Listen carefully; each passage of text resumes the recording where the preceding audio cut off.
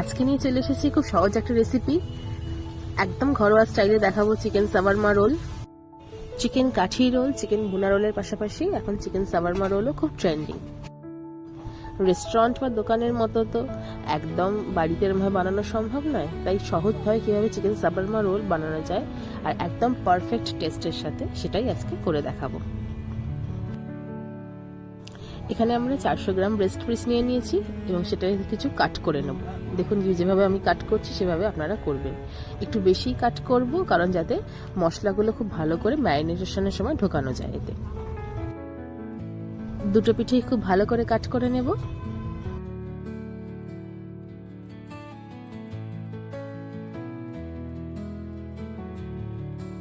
এবার ম্যারিনেট করে নেব।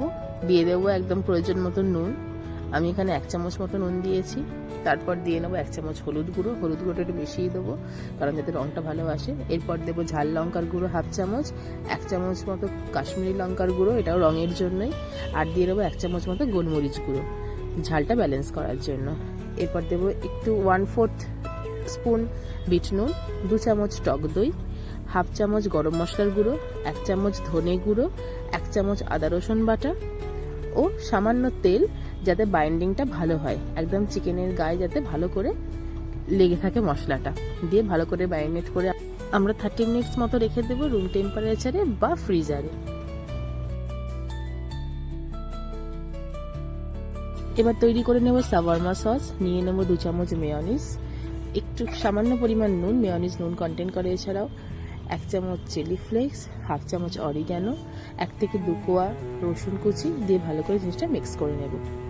এবার ময়দাটা মেখে নেব। নিয়ে নিয়েছি 400 গ্রাম ময়দা, পরিমাণ মতো নুন, 1 থেকে 2 চামচ সাদা তেল, ময়ান দিয়েছি যাতে একটু খেতে খাস্তা হয়।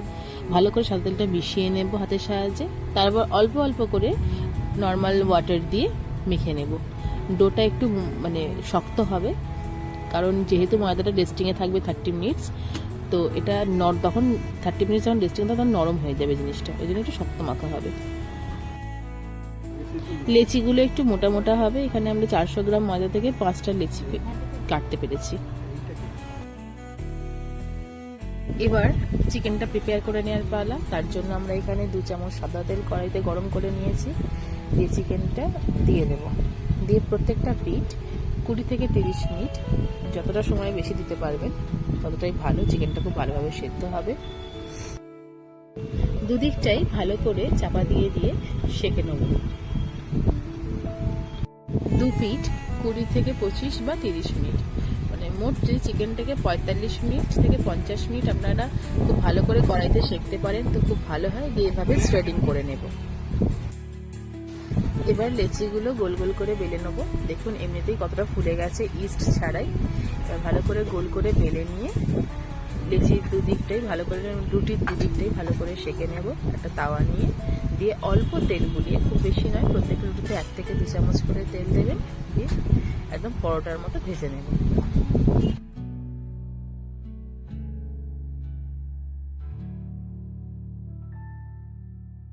এবার রোলে একদম ফাইনাল টাচ দেব। এখানে আমি 1 টুকরো বাটার পেপার নিয়ে নিয়েছি চৌকো করে কেটে, তার উপর রুটি রাখবো। দিয়ে তার উপর দেবো শ্রেডেড চিকেন, তার উপর দেবো জুলিয়েন করে কাটা পেঁয়াজ এবং সবার শেষে দিয়ে নেব সাবারমা সস।